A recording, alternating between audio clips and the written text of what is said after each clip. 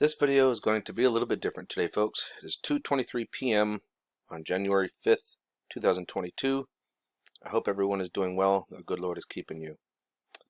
Today I'm kind of doing this interesting thing. I've been doing a lot of thought on sun worshiping.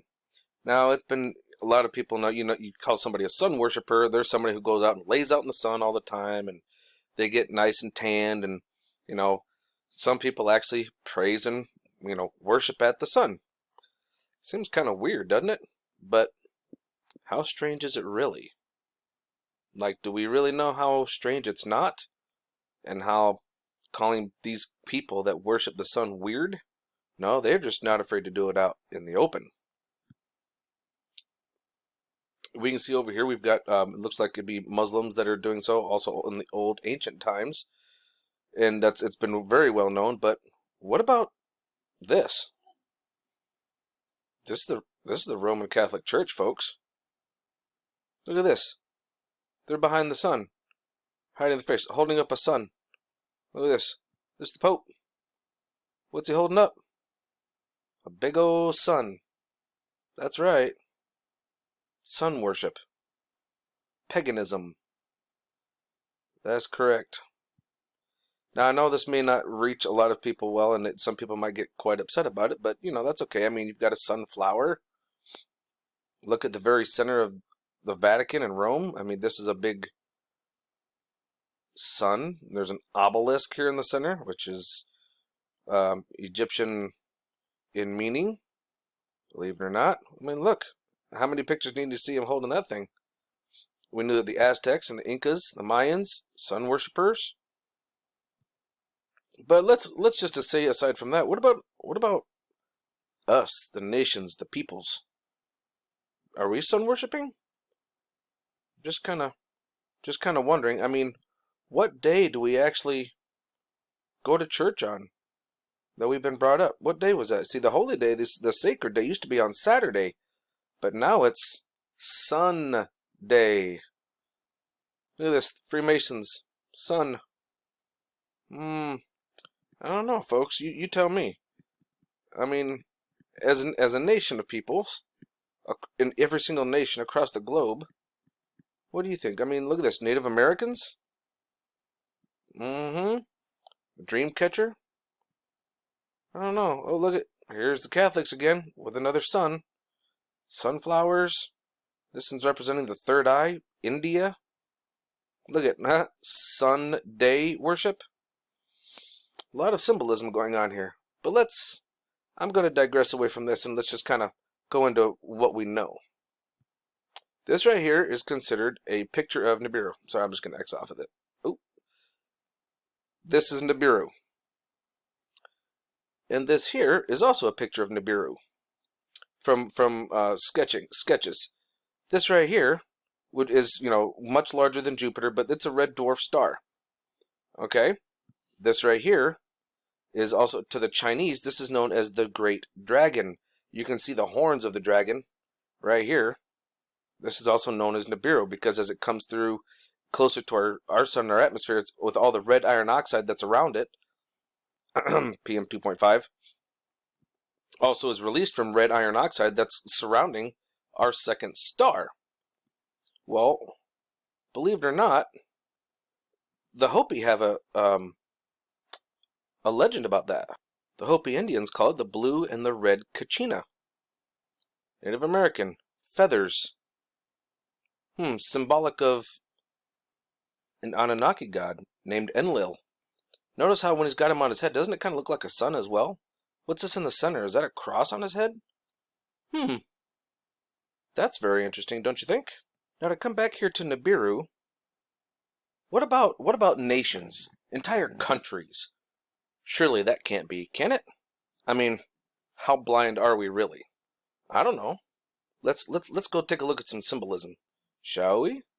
Let's start off with Australia, the land down under. This is the Australian flag. Wait a minute here. Why does the Australian flag have stars all over it? I mean, there's a big red one here, Planet of the Crossing. In fact, you got two crossings. Look at that. That's definitely a star. This is a star.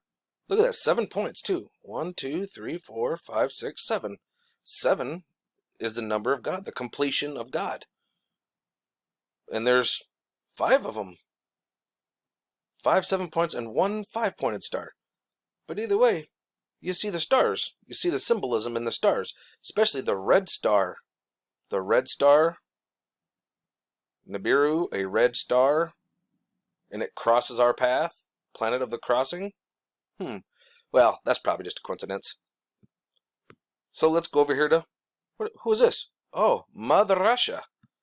The whole flag is red, with a gigantic red star in the middle of it. That's interesting.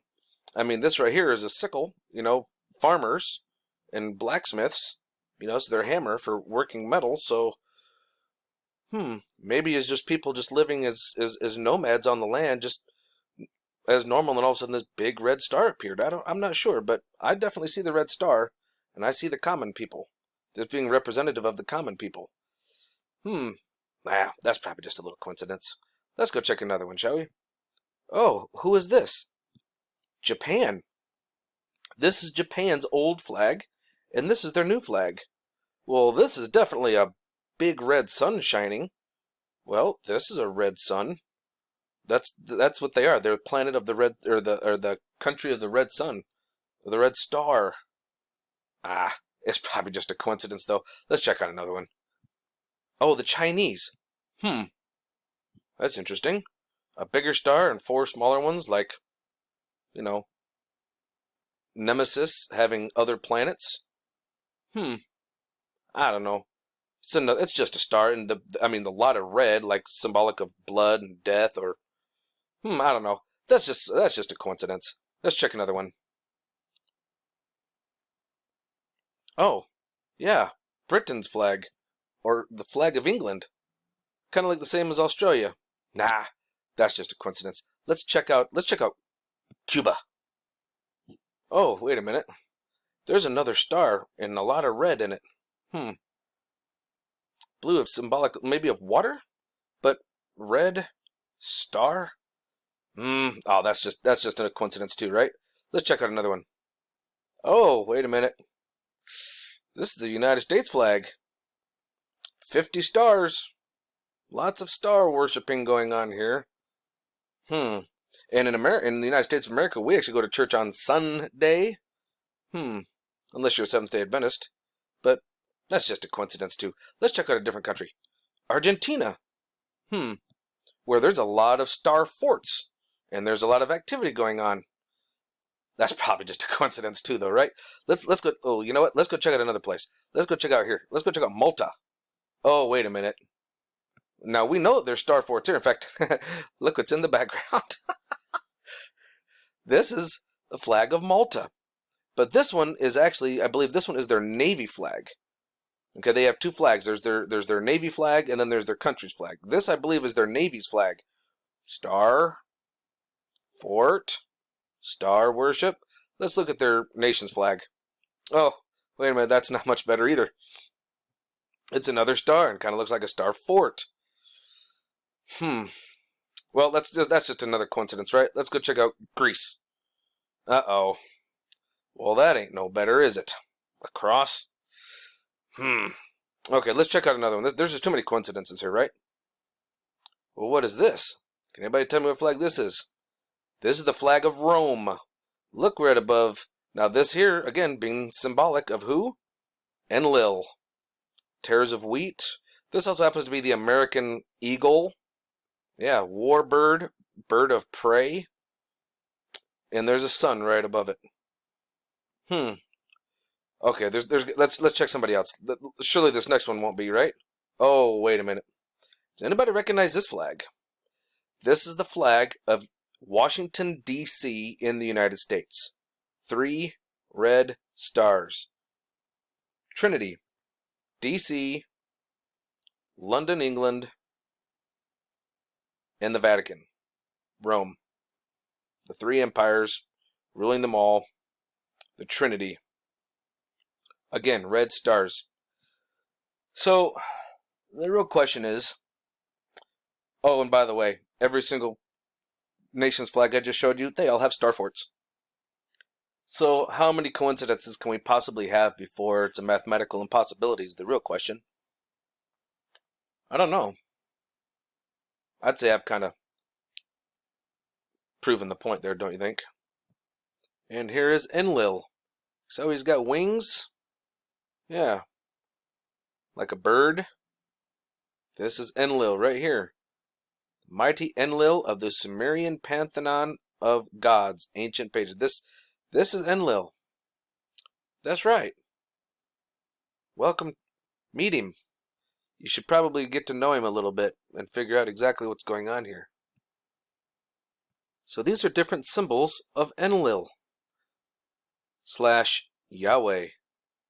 5-pointed star, pentagram, 6-pointed star, Star of David, Muslim, crescent moon with a star in the middle. Notice how there's stars everywhere, right?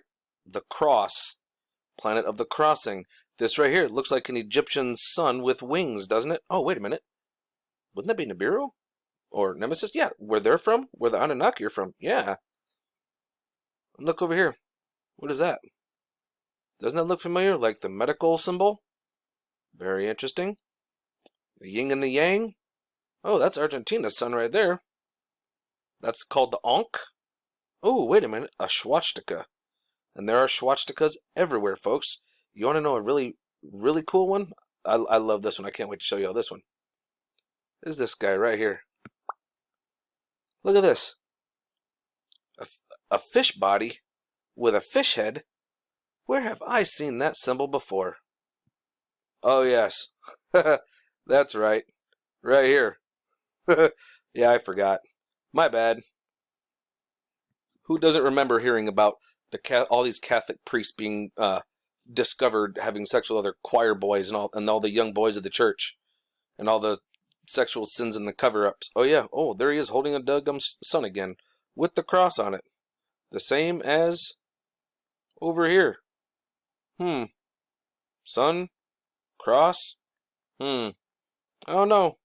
You tell me, folks. Could it possibly be one and the same? I think so. I mean, how many times have we seen these hats? I mean, look, there's more than one of them. They've all done it. They're all part of it. I mean, let's be real here. I mean, look in the middle of the cross. 4 points. It's a star. I mean, even the Bible is holding up cross. 4 point on each side. That's just like Malta, isn't it? Wasn't that like the flag of Malta? Pretty sure. Well, what else can we possibly find over here with symbols? Oh, look. Doesn't that look familiar? Yeah. Come on. And this is the symbol for Enki. That's right. What is that? A DNA helix. Yes, because Enki is the one that actually altered our DNA or spliced it, did hybridization, if you will. I mean, humans have been doing it to dogs. We'll crossbreed dogs and have a different dog.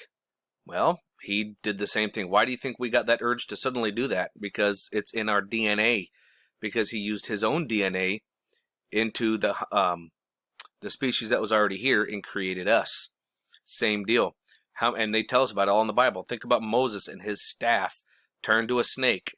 And there was 2 snakes on the ground, and they fought. And the good snake defeated the bad snake. Enki is actually the good snake. What is in Genesis? We know him as Lucifer, the serpent.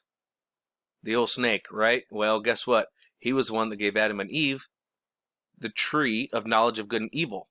The fruit. If they didn't know the difference between good and evil, what were they? Robots? Brainless? No conscious. Enki did not want mankind to be slaves anymore. He began it and then saw the wisdom in not letting them be slaves anymore and took pity on mankind and said, no, this isn't right. Enki actually had a conscience and said, no, this ain't right. So he gave it to Adam and Eve, and what happened as soon as they partook? They knew that they saw, oh my gosh, we're naked. We need to clothe ourselves. And then what did Enlil do? Which is who you would consider God the Father in Genesis. He kicked them out of the garden. Well, how was that right? If they didn't know the difference between good and evil, right or wrong, they knew no difference. Why would you kick them out for doing something they were told by another god? That doesn't make any sense. So, yeah, I can do another video on this if you guys like. If you'd like to, for me to do so, Smash the thumbs up if I get more